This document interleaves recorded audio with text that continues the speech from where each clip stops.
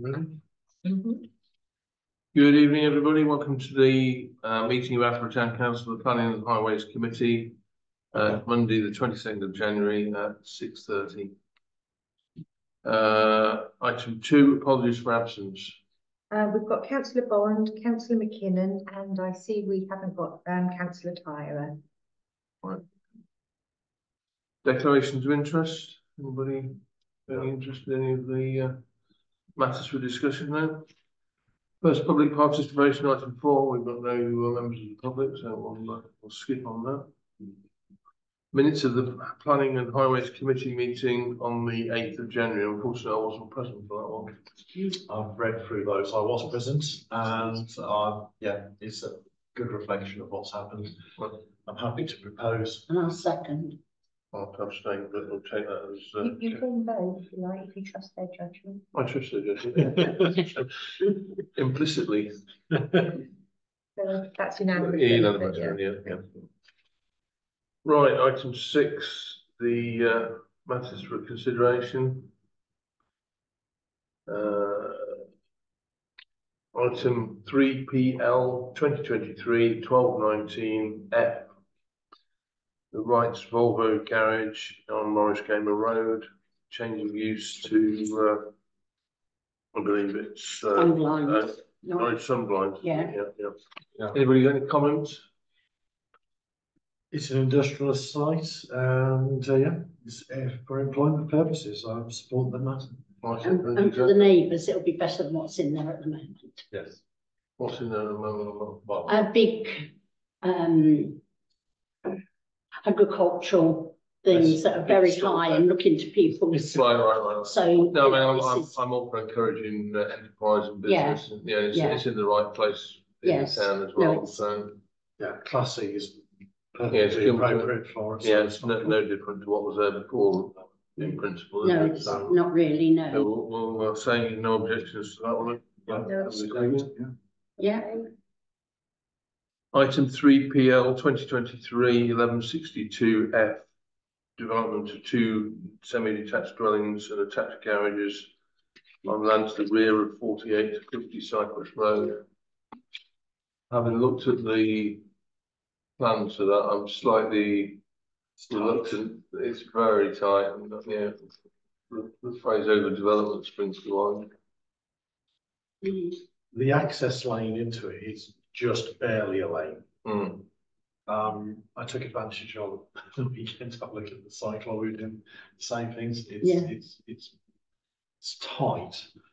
I suppose the ultimate ruling on this will be Brecklin Council, because they'll need to do a highways judgment on this and everything else.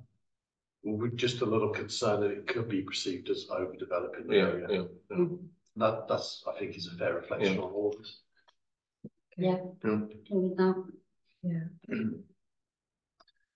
And item 3 OB 2024-0002 BOB. That's the Orbit site on London Road. I think that's just a technicality, isn't it? Yeah, I mean, it wasn't very clear in the application, and I've got this phrase on the application, the written part, that there's a parcel of land that was going to be handed over here. And it says, in essence, the delivery of this parcel of land was badly affected by storms, prolonged rainfall, preventing grassing prior to the end of the planting season. Providing it is just about getting the land ready and not looking to change either the use of the land or holding on to the land indefinitely or for other purposes, in essence, I have no objections.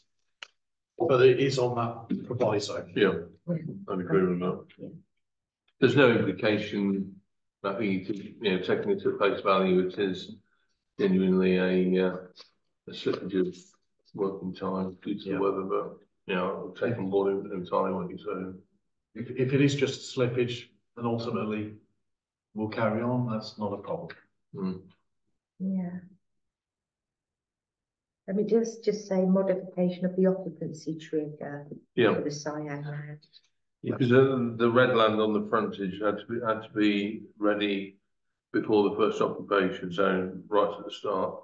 the Cyan land, which is the two plots there, is triggered by 60% occupancy. Okay, yeah. So they've perhaps only got up to 50% occupancy,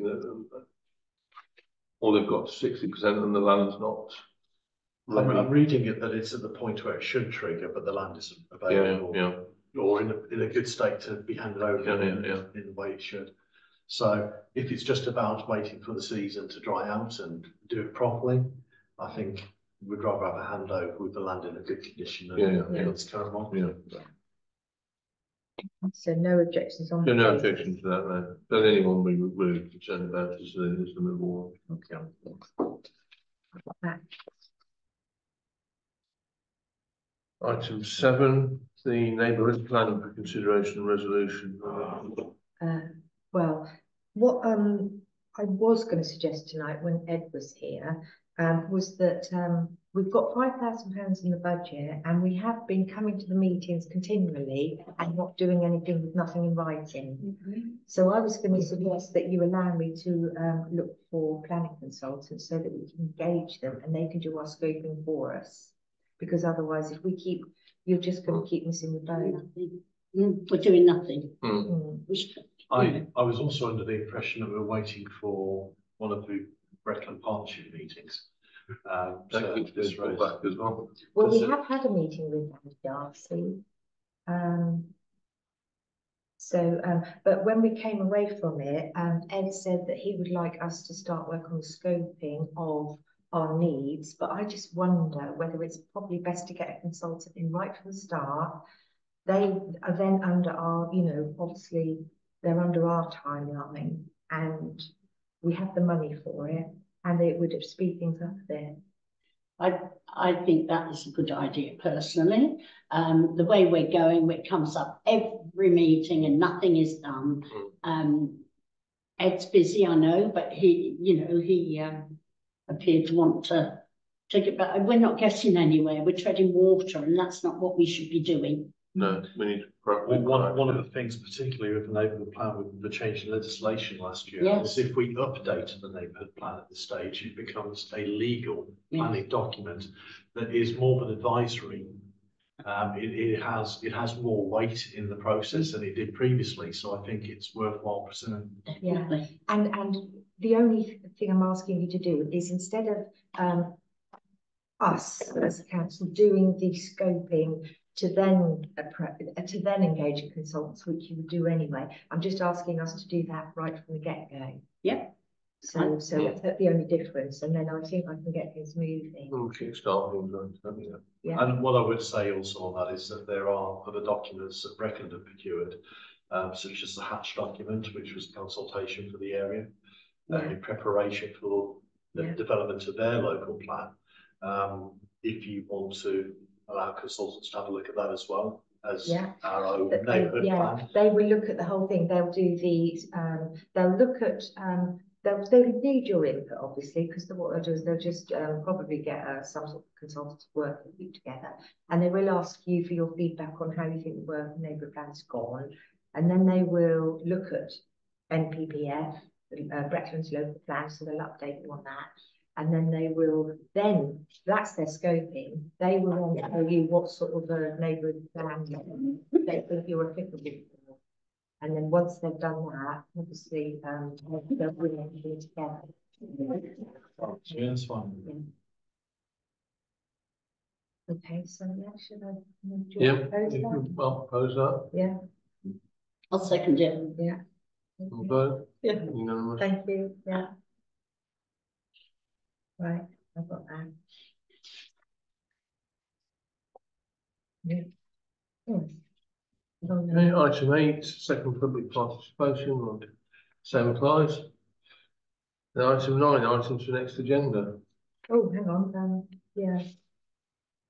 Yeah, that's it, isn't it? Yeah, that's it. Yeah, we didn't put the car park just because we didn't. Update how Sharon's getting on with outsourcing. What I'll try and do is I'll try and get the names of some companies with quotes. Yeah. And then I'll probably provide the quotes, hopefully. Well, okay. I'm not sure if I can get them in 2 weeks, but I'll give it a go. Yeah. Completion. Yeah, I'll probably think about that. Right, anybody else got anything to add? No, we'll close the meeting then. Thank you. Thank you very much.